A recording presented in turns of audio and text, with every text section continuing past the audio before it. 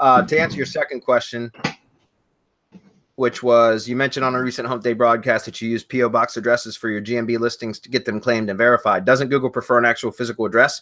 Yes, they do. Or is Google 100% okay with P.O. box addresses? No, they're not. It's against terms of service. I don't care. I do it anyways.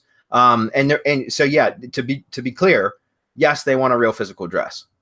The way that you get around it, you can enter a P.O. box. It'll give you an error message, or it will immediately terminate the account for spam if you if you try to add a P.O. box, right? So the way to get around it, though, is by using this form right here. It's, guys, it doesn't cost anything extra. It's just download this form. You don't even need to download it. You can go to the the post office and ask them to give it to you when you fill out your paperwork to get a P.O. box.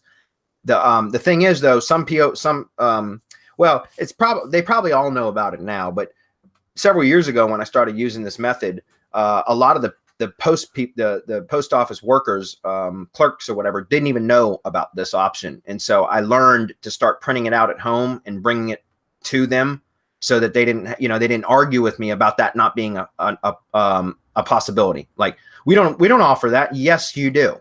You know what I mean? Like, I used to have to argue with them about it sometimes in order for them to and show them the form. And so I just learned to do it on my own. However, probably now they're all aware of it. But just anyways, you can go download this form.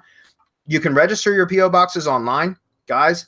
They won't assign you the box number until you go in and provide valid photo ID plus a second source of like a vehicle registration or utility bill or something like that. And then you'll fill out the paperwork or sign the documents or whatever. You can pay for it and everything online too. You just still have to go into the actual post office to get your keys and to complete the paperwork. And just bring this in with you. And all you got, and once they give you the box number, then with this form, you write down the post office street address and the box number. That becomes, just like you see it on the top of this form here, that becomes your physical address for the P.O. box.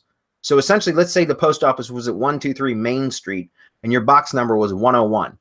Okay. Then you wouldn't put P.O. Box 101, any town, Virginia 11111 is your P.O. like that. You would end up putting 123 Main Street number 101. That's the address you would actually input into GMB. And that's what you would use for all of your, like, that would be your NAP. Okay. So you actually, and make sure you use the pound sign as the P.O. box, the post office is very particular about that. They'll tell you, like, don't use suite, don't use box, use the pound sign. So just make sure that you do it. So that's how you do it. I've been doing it for years, guys. One thing I would recommend, Gordon, is do not register multiple P.O. boxes for GMB listings under the same account.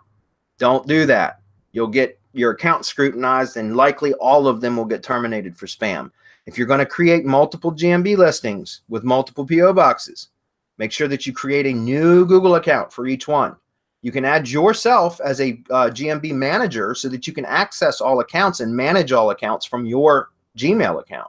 But just do not be the site owner or the profile owner from all one account.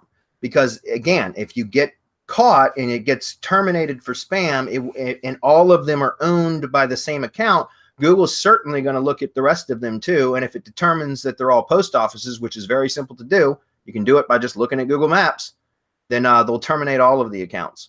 So again, you want to mitigate your risk by having them all separated by different accounts. Okay.